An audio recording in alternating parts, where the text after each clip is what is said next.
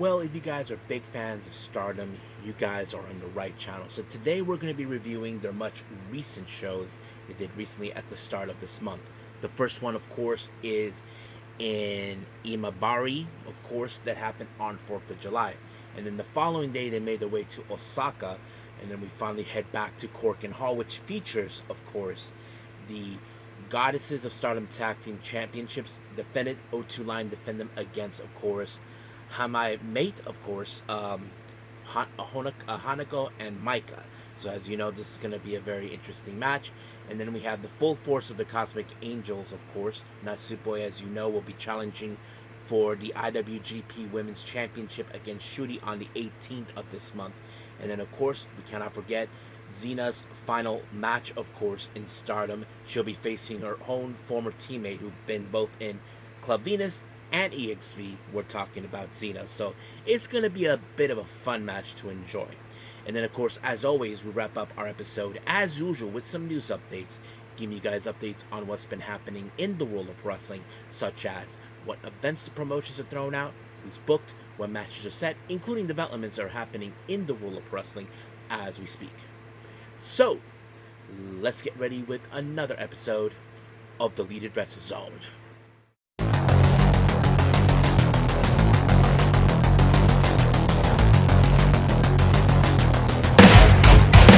Are you ready? Get up, get up! Get up, get up! Get up, get up! Get up, get up! Get up, get up! Get up, get up! Hey everyone, welcome to the Deleted Wrestle Zone. All things that is pro wrestling with AEW, NXT, New Japan Pro Wrestling, TNA, the National Wrestling Alliance, various promotions, wrestlers, matches, and championships. I am your host, J-Rod here. So, if you are new to the channel, welcome. This is a channel we do a lot of pro wrestling reviews from various promotions, not only here in the United States, but also in Japan, Mexico, Canada, Europe, the UK, anywhere pro wrestling is not as big, but it continues to grow. We also, of course, do discussion videos, talk about various topics such as the wrestlers themselves, the promotions, factions, storylines, whatever we want to talk about. We, of course, do more news updates. If certain information was unable to be on this episode, we can either put it on the next one or on a separate video by itself.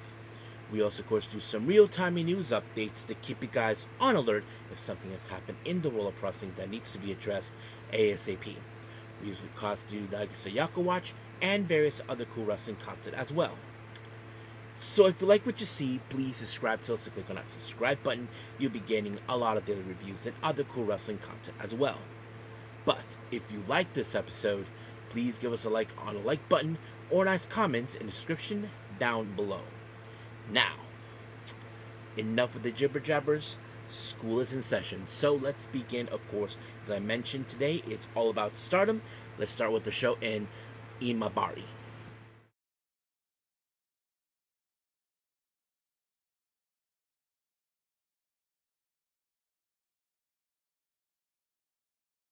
Okay, Stardom. So this is their show back on July 4th, or of course on the 4th of July in Imabari at the Tech Sport Imabari. We opened up with qualifier matches for the, of course, 5-star Grand Prix. Remember, they have opening spots on this one. We have Kiko Furuzawa versus Matoi Hamabe. Now, obviously, we all know that Hamabe is a bit of a senior to her, knowing the fact that she debuted before her. But you got to remember, during her time off due to the injury, that might have caused a bit of her to be being behind. Furuzawa, we have been very impressed by her, throwing a bit of the technical aspects, which I often said that she would have been a perfect fit to the to God's Eye, but she ended up going with Maki Ito for the Ito Respect Gundam, of course. And the match was pretty well, but however, she was able to put her in a submission. I think it was a leg lock, and I thought it was a beautifully done match. And just like that, she tapped out, over. So that means she's in it. Now, our next match, we have the Ito Respect Gundam, consisting of Rian and Maki Ito. They take on the members of Raka, and Saya Kamitani of Hate. So of course, uh, I'm sure Kamitani, of course, can't stand Maki Ito with her usual ways. But it was a pretty impressive match. Don't forget, we know that Hate how they operate with their usual shenanigans, softening up their opponents outside the ring, using weapons on that. However, it was a choke bomb by Raka onto Rianne, and just like that, 1, 2, 3, Hate picked up the win. Our next match, we have a three-way. We have Utami Ayashida versus Imabari-Ehime versus Sayaka Kurara. Now, obviously, we would have assumed in this capacity that Utami Ayashida, since returning, would have picked up the win. But no, we did see a bit of like the rookie standoff between both Imabari-Ehime and Sayaka Kurara. But it was Kurara who, in fact, picked up the win with the Tokimeki Spear. And just like that, 1, 2, 3, done. Next up, we have a bit of I think, a three-way tag team match. We have the members of Hate consisting of Konami, Momo Watanabe versus FWC, Koguma, and Azuki versus Mibita Loca's Akira Kurigani and Suzuki. Now, obviously, nothing too special about this match, but I'm sure Momo is looking at Zuzu because she has something that she wants, which is, of course, the red belt. We know that a lot of people have been talking. We want to see Momo as the red belt champion, and she hasn't won that belt yet. I know she has pursued it before, but she hasn't won it. But unfortunately, that did not happen because Kurigani ended up on the wrong side of the buzzsaw by Konami, and just like that, 1, 2, 3, Hate picked up the win. Next up, we have the Cosmic Angels consistent of Ana Kanaya, Aya Sakura, Sayuri Anu, and Natsupoi taking on God's Eye, consisting of Rana Yagami, Hina, Amisuri, and Shuri. Now, keep in mind, this match is a preliminary match for the IWGP Women's Championship. Shuri will defend it against Natsupoi later on this month on the 18th. And that sets it up right there. So I think the question we ask ourselves, who will build up the momentum? And I'm sure there were some great moments in this match, but unfortunately, it was Kanaya who ended up taking the fall by Amisuri with the Blue Thunder Bomb, and just like that, 1, 2, 3, adios. It was over right from there. Now, our next match, we have Xena versus Sayuri Anu. Now, remember, this is one of the 3 final matches, of course, that it was announced from Xena when she leaves, of course, Stardom. And that's something we've been expecting for quite some time. But it was a pretty good match. I mean, very hard-hitting. I know there was moments I saw chops going from Xena to Sayuri Anu, and you can see a little bit of red mark. But Sayuri Anu prevailed by applying, of course, the pottering, and just like that, 1, 2, 3, done. Now, our next match, we have, of course, Neo Genesis, consisting of Mei Sita, Starlight Kid, Miyu Amasaki, and Nozumi. They take on, of course, Hi Mate, consisting of Hanako and Maika.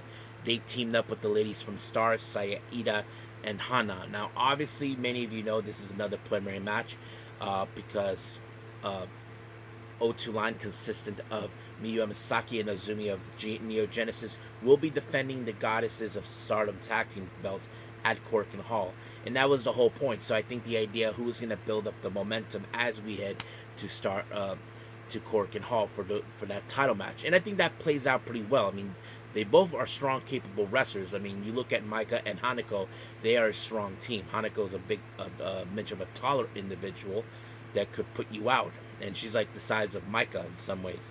I mean, Himeka, I mean, but yes, but it was in fact Maika with the Michinoku driver on Azumi, and just like that, 1, 2, 3, they picked up the win. So we did see a bit of a promo between both sides as we get closer and closer to Korakuen Hall. So we'll see how we get there. Now, we are done with this particular day of Stardom in Imabari. Let's move on to their next show that happened the following day on the 5th of July in Osaka.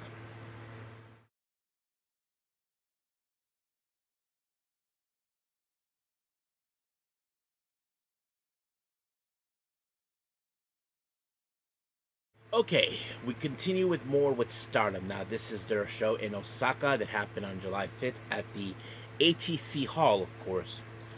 We open up with another qualifier match for the 5-star Grand Prix, which is the opening spot, of course. We have from Godzai Kyoka Kotatsu. She takes on, of course, Cosmic Angel's newest member, Ane Kanaya. Now, obviously, we all know how this was going to go out if you guys followed too long. Ane Kanaya is still, of course, a rookie, and it hasn't picked up a single win just yet, but she's facing a wrestler who in fact has striking capabilities and submission capabilities. And that's exactly what she tried to do. She applied a leg lock onto her, and just like that, she tapped out. It was over. She's in. Now, our next match, we have the Ito Respect Gundam, consisting of Rian, Kyoko Furuzawa, and Maki Ito. They take on the Ladies of Stars, consisting of Matoi Hamabe, Sayaida, and Hanan. So basically nothing too special about this match, but it's all about, of course, for the Ito Respect Gundam to, of course, establish themselves as a newly fresh team that are willing to make a name for themselves, despite the fact it's still early for them. I mean, we've seen this with many factions. We saw that with EDM. We saw that with, of course, with the Cosmic Angels, God's Eye, of course, and plenty others. And that kind of plays out too well, of course, for us to see that. But in the end, it was Maki Ito that put Hamabe in the Texas Cloverleaf, and just like that, Hamabe had no choice but to tap out. Now, our next match, we have another three-way. We have Utami Ayashida versus Fuwachan versus Emma Maishima. Now, of course, obviously, we can see how this plays out. Utami Ayashida is the well-experienced wrestler, and of course, we all know as a former champion herself, puts a name for her, puts it on her name. Fuwachan, of course, she is a YouTube influencer, and of course, Emma Maishima is still a rookie, so that kind of tells us out how this was going to be.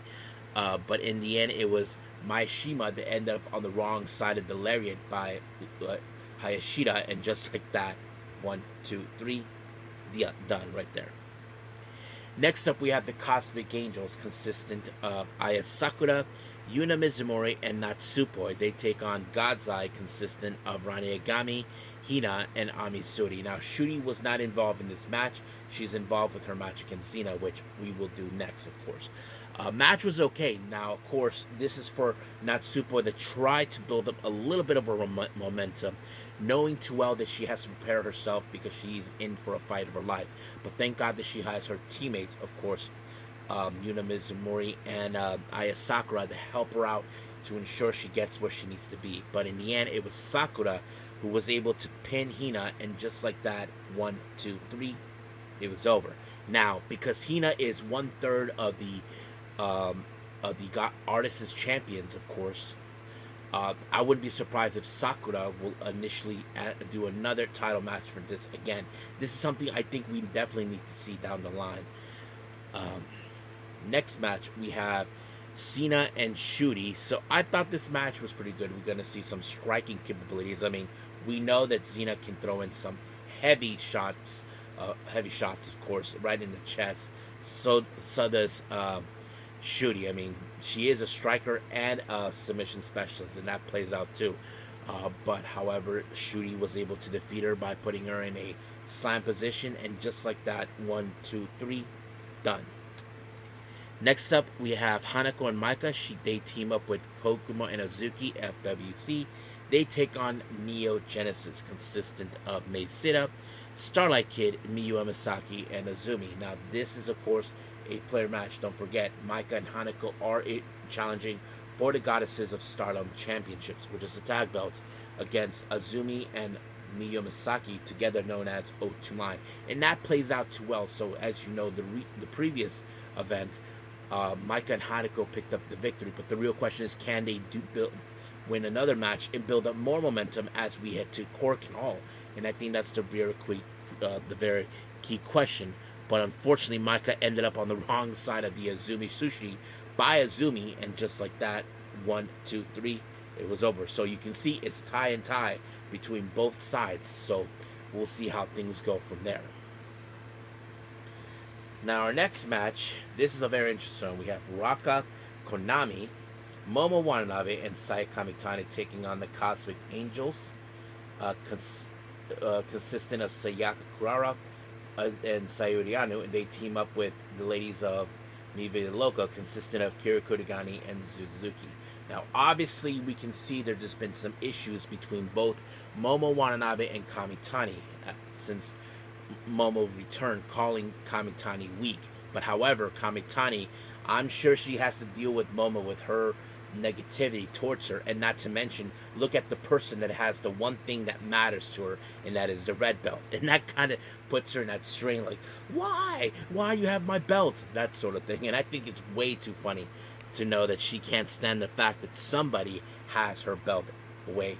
But of course, we did see a bit of mishaps between Momo and Kamitani. Obviously, we're going to see them fight each other, but the real question, we don't know. But it was Momo Watanabe that put away Kurigani with the pinfall, and just like that, 1, 2, 3, it was over. But the real question is, what's going to happen as we head forward? What's Kamitani and Momo going to do? Well, we'll just have to wait and see about that. So I think we're done with this particular day with Stardom. Let's move on with our final review with Stardom, of course, and this one's another one in Korakuen Hall.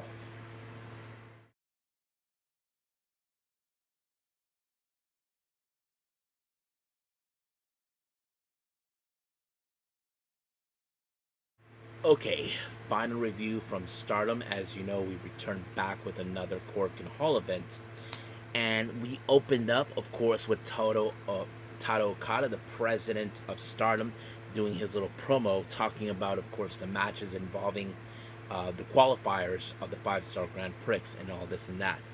And then, of course, he called out the Ito Respect Gundam. It seems that they might have their own show or something. I'm not sure, because the day takes place on the 5th of September.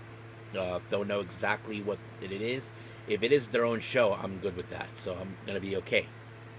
But anyway, we opened up with Xena's final match, of course. She faces against her former teammate from both Club Venus and EXV, Waka Tsukiyama. Now, we haven't seen her for quite some time. We know she was injured for a while. We did see there were some photos of her with Xena in a hospital too, and that kind of plays out too. And I thought it was very interesting. But what's funny is how this match went. Xena was spanking, of course, Waka Tsukiyama. For those who don't know, the reason Waka gets spanked is because she uses her butt too much, and that leaves like a bit of a sign that says, "Oh, you're hitting us with your butt. Well, you're gonna get spanked," and that's exactly what happened.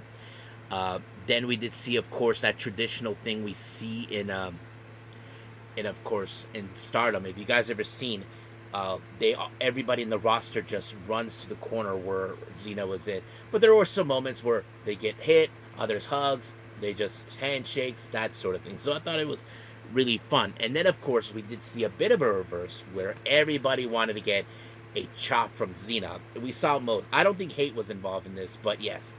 But it was really fun. But I did like it. Okada really wanted to get on the fun. He got chopped in the chest twice by Xena.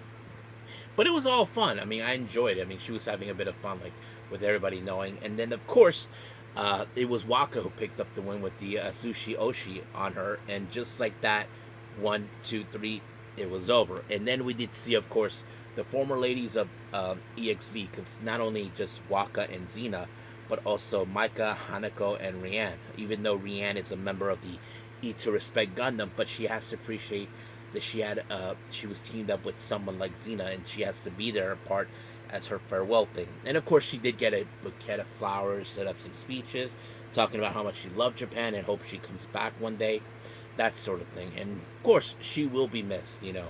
I know there's been talks about her recently outside of Stardom, but we'll see where that goes from there. Now, our next match, we have a three-way Fukigen Death, Rina Yamashita, and Hana. Now, obviously, this match could be a little interesting. If either Fukigen Death or Rina Yamashita pin Hanan, who is the current White Belt champion, the Wonder of Stardom champion, they could get a shot of the belt, which is something I'm sure that's what they would want. But however, it was Fukigen Death who ended up on the wrong side of 17, and just like that, 1, 2, 3, it was over. Next up, we have the Eat to Respect Gundam take All three members taking on Neo Genesis, consistent of Emma Maishima, Starlight Kid, and Mei Sita. So as you all know, Otunline will be at the main event, of course, and that kind of goes out in its own way. And I thought it was a pretty good, fun match. But however, it was Mei Sita with the modified Dragon Sleeper onto Rian, and just like that, she tapped out. Neo Genesis picked up the win.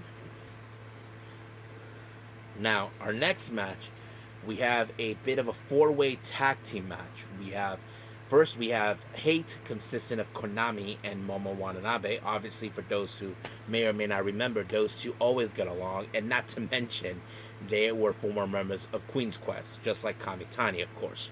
They face against Fuwa-chan, who she teams up with Utami Ayashida. I'm sure Utami finds her annoying a bit because she asked her to carry her when they're in the ring doing the little pose, but Utami's not like that. They face off against, of course, Koguma and Azuki, FWC, and then finally, of course, the ladies from Stars, Matoi Hamabe and Saya Ida. Now, of course, the one thing that was really fun is Momo and Kamitani got a taste of the bear pose, of course, getting bear thingies on them and just like that. I thought it was really fun, but you don't know how things were going to turn out because it's a four-way. But however, it was Azuki that picked up the win by pinning Hamabe with teamwork with Koguma, and just like that, 1, 2, 3, it was over. Then we did see, of course, a post-match promo from Azuki.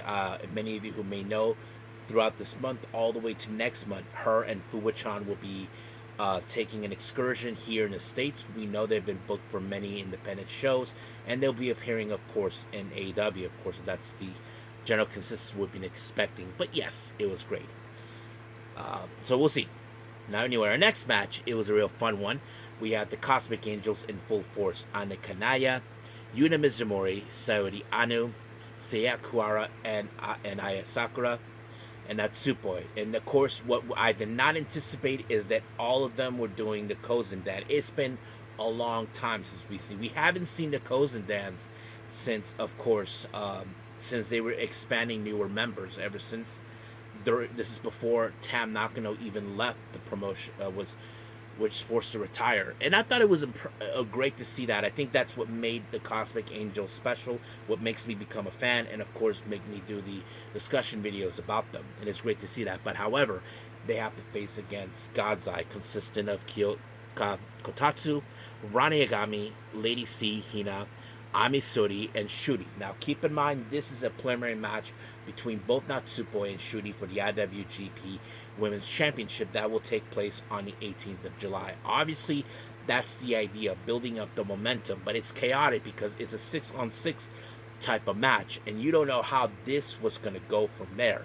But however, we did see Natsupoi applied a brand new move that I mentioned which is the Made in Japan. When people saw that, it was in fact like that. And of course, she calls it Made in Japoi, and she did that on Yagami, and just like that, 1, 2, 3, it was over. And then, of course, we saw a post-match pro between both Natsupoi and Shuri. Now, obviously, for those who know, these two ladies go way back. They were former members of DDM, and of course, Natsupoi used to call Shuri her older sister, not because she's taller, because she's always been like an older sister to her. And now they're going to face off each other, and I think this is going to be a good opportunity for her. I know that she's been training recently. There have been photos of her training with her husband, Shingo Tagagi. I'm sure he taught her how to do Made in Japan, and I'm sure he's clapping, knowing she pulled it off, of course. I'm sure she's training out many ways to withstand whatever Shuri throws at her, but we'll see. Now, our next match, we have the members of Hate, consisting of Azusa Inaba, Raka, and Saya Kamitani. They take on the ladies of Mi Vida Loca, consisting of Kiri Kurigani, Izuki Aoki, and of course Suzuki. But I know Kamitani has one thing in mind. It's getting back the belt that was taken from her, and that is, of course, the red belt. And I'm sure she's becoming anxious and jealous, like, I want my belt back, that sort of thing. I mean, look, she lost it fair and square, and this is one of the things that Momo's questioning. How did you lose to someone who only is a rookie? That kind of goes out in its way.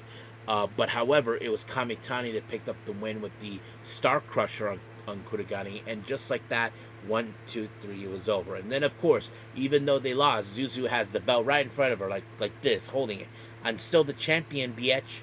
And that's exactly what she wanted to show. But of course, Kamitani was intending to take it off of her. It's like, give me back my belt. But it did not. I'm sure she would love nothing more to get it back. The only opportunity she would get it back if she wins the 5-star Grand Prix, which is something I'm sure many of us would want to see. Now, anyway, let's move on to our main event, which is the Goddesses of Stardom Championships, which is the tag belt. We have the High Mate, consisting of Hanako and Maika, taking on O2 line of Neo Genesis, Miyu Amasaki and Azumi. And I think this match was pretty good. I mean, you can tell the size, the differential. You got Maika and Hanako, both powerhouses in many ways. You look at Azumi and Miyu Amasaki. Azumi is a high speedster, but she's never backed away from any challenge, no matter how big or strong they are, and she always stands up. And Miyu Amasaki, well, she hasn't picked up the biggest win just yet, but we know she can pull it off because she has pulled off some impressive matches as we go. But she even applied to do the Tenzai many times over, but it didn't backfired on her many times. But in the end, Amasaki was able to apply the Tenzai onto Hanako on a top rope, and just like that, 1, 2, 3, they retained the belts. And then during the post-match promo, we did see both sides talk, but however, Xena comes out with some beer, for everyone in the ring, for herself, Maika, Hanako, Azumi, and of course, and Miyu Amasaki, and of course, everybody just bottoms up, and that's pretty much what we did. And it was a real fun match. Now, one thing I was expecting is someone to challenge both O2 line for the tag belts, but so far nobody did. So we just have to wait and see what's going to happen, because as soon as we are done with the 5-star Grand Prix, that's where we moved in with, of course, the Goddess Tag League, which is the championship for the tag team belts. Whoever's going to win that one to get a shot at that belt. So we'll see what happens. But what's funny is, as soon as everybody was leaving, we saw Emma Maishima drinking beer. I'm like, they were seeing her chug it. I'm like, holy cow, I never knew she can drink beer like that. And I'm sure everybody were like watching the commenters, like, what? She's drinking? They didn't think that she would, but it is. So it was real fun, I have to say. It was enjoyable. But I think that's it, guys. So we're done with the reviews. Let's move on with our last thing to wrap up this episode: news updates.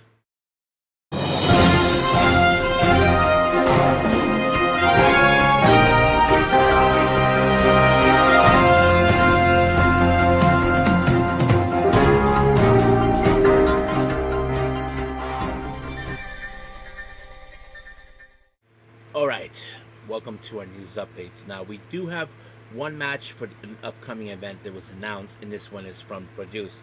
As you know, on August 3rd, they will be having Volume 3 called Asuka, which has, of course, been, managed by Rocky Romero. However, a match was added, and this one is a rather interesting one. We're going to have a tag team match. Dynamite Kid, Tommy Billington, will team up with Tiger Mask, the much recent one who just retired. Apparently, a very interesting tag team match was announced, and this one is featuring their opponents, Black Tiger Mask 4 and Black Tiger Mask 9. Now, for some of you saying, what's the difference between the two? 4, on the other hand, is portrayed by none other than Rocky Romero, so he's going to be playing that part. And of course, Black Tiger Mask 9 is in fact the new Tiger Mask, who just been announced, portrayed by, of course, Magnum. Now, remember, Black Tiger Mask has been mostly portrayed by foreigners, and there have been maybe 1 or 2 Japanese wrestlers that play this character. So that's pretty much what we do know about it. Now, on to some developments here. Wrestling Observer just reported. Now, for those who have noticed, we haven't seen Commander for quite some time. So, as you know, many luchadors based out of Mexico were having visa issues to get across. It turns out Commander is one of them. and now his visa has been settled. He's returning to AEW, and he'll be appearing at the Minnesota game, of course, Twin Games, of course. It's great to hear from that. Uh, Fightful Selects reports the Dark Order, consisting of uh, Johnny Hungy, John Silver, Alex Reynolds, and Evil Uno, have re-signed with AEW, so it's great to hear that they're still around. Many of you may know this already. Richard Holliday, of course. There's been talk about WWE signing him, but however, there's been reports coming out saying that it seems unlikely that WWE are interested in signing him. Now, I don't know what's the real situation on that, but it's rather interesting to hear it. But I don't know what is going on there, but we'll see about that. Now, as you know, many promotions, it's independently, have been now in a deciding factor to join My AEW, which is a streaming service where you can watch AEW, of course. And it was foretold now that Canadian promotion Maple Leaf Pro has now decided to broadcast many of their shows. This was something that I'm glad that it was decided. I know that there have been talks between both Tony Khan and, of course, Scott D'Amore, who runs it. But Tony Khan had this to say about, this, and this is what he said. My AEW was created to give wrestling fans access to outstanding content from around the world, and Maple Leaf Pro is an excellent addition to that growing lineup. Scott D'Amore and his team have assembled an impressive roster and are producing compelling weekly programs that fans everywhere will enjoy. So yes, so Tony Khan can see the value in them about what they can do. It's too bad that TNA didn't see that, but yeah. Now, Jeff Jarrett was talking about Monty Brown. Many of you may remember him. Monty Brown is this big African American dude.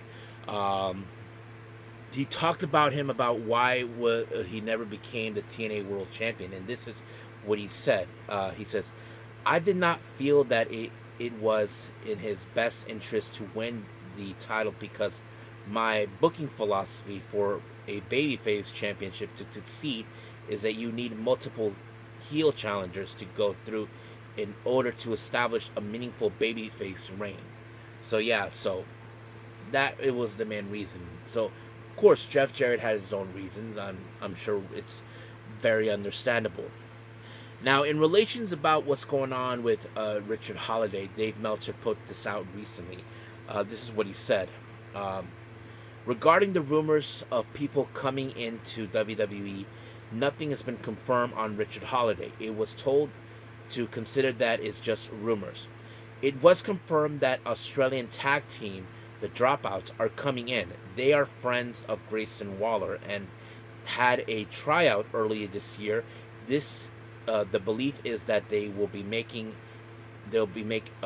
make a fun tag team. So yeah, so Dave Meltzer confirmed now that there's a tag team from Australia, which is in the neck of woods of Grayson Waller, will be on its way there, and it's great that they're friends with Waller. I wouldn't be surprised if they pull something together like a stable faction or something, but we'll just see.